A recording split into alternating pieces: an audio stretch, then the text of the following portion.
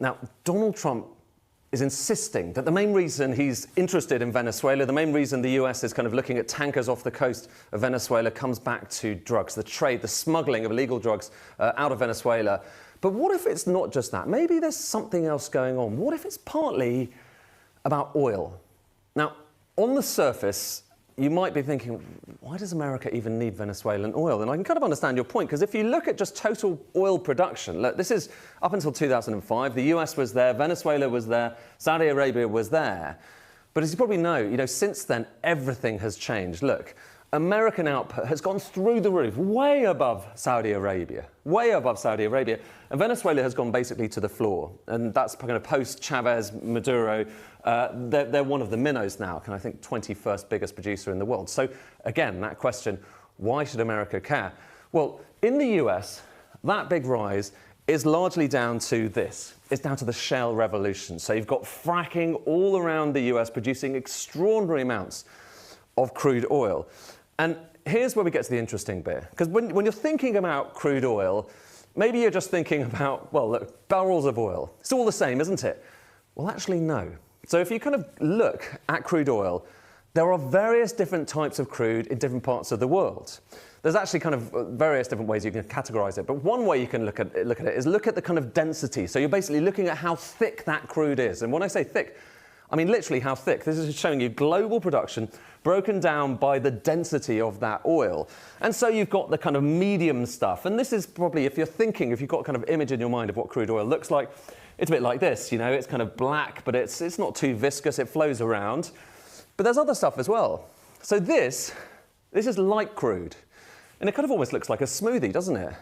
And that's the same stuff. This is still crude oil, but down to the kind of geological and the biological conditions in the ground when it was being formed, hundreds of millions of years ago, it comes out looking a bit different. And so that's light. You've also got heavy stuff. And it's kind of relatively small in global production. But this is gloopy, super viscous stuff. Heavy oil. So heavy, medium, light. Remember that. And remember also, the key thing here is, you get it out of the ground, it may look like that, but ultimately, you still need it to go into, someone's car, or indeed, be turned into chemicals. Basically, you need to process it, and that processing, that happens in places like this, in refineries, and there are refineries all over the world, of course. There are refineries all over the US as well. There's kind of more than 100 of them. And if we kind of look at where those refineries are, well, so there's some in California. So the history in America, actually, historically, a lot of the early Californian oil, that was the heavy, gloopy stuff. And if you look at kind of some of the refineries in America, so here are some of the refineries. There's one in LA there. These are the 10 biggest. You've got some up here around kind of towards Canada. We'll kind of come to that in a second. But a lot of them are down there, kind of Texas, Louisiana, on the coast. And here's the critical thing. These refineries are primarily set up for heavy oil, for taking that gloopy stuff and turning it into gasoline and all of the other different products. But here's where things get interesting. And remember that chart I showed you a moment ago, the one which showed kind of shale oil and how it kind of went through the roof? The oil that's generally produced with shale oil, the fracking oil, that comes out of the ground mostly in the light form. So it's the smoothie. It's sometimes actually even clear. It comes out of the ground clear rather than black. And that's the majority of American production right now. Shale oil tends to be light stuff. And actually, that's kind of going back 10 years. Look at where we are now. Look at those bars. In the last few years, the amount of light oil being produced in the US has gone up and up and up, and the amount of kind of heavy stuff has gone down. But back to those refineries. They need to be fed. If America's going to have gasoline, it needs to feed those refineries with heavy oil. So if you look at the kind of imports coming into America, in recent years, even though America is producing so much oil, more oil than it's ever produced before, it still needs to suck in loads of oil from overseas.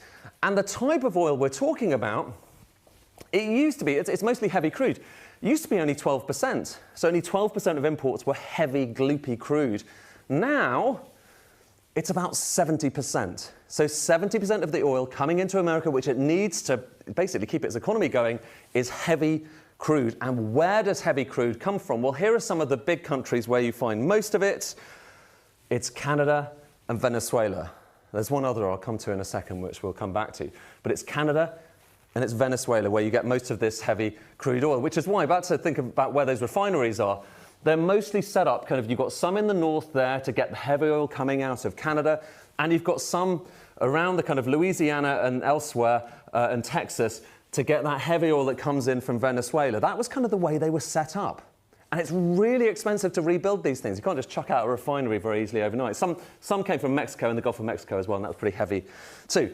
So that's the picture in America. And the upshot is, even though America is producing more and more oil, the imports, this is showing you imports of oil into America, are still really high. And if you break down those imports by the country that stuff is coming from, well, there's Venezuela. And it used to be a decent slug, actually more coming from Venezuela just about than from Canada, just at the turn of the millennium.